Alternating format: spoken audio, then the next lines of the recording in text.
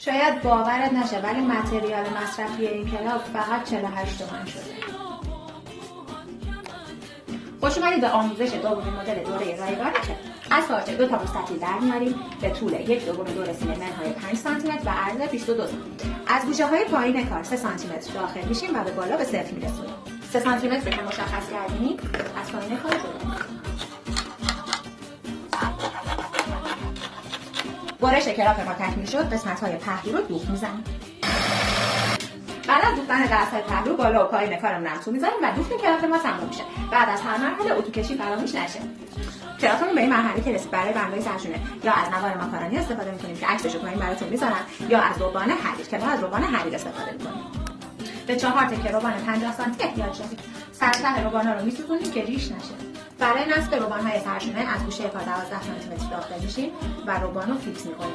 هر قسمت جلو و پشت هر دو طرف و بعد چرخ می‌کنیم. دومین مدل دوره کلافمون تموم شد. برای آموزش‌های بیشتر فالو کن.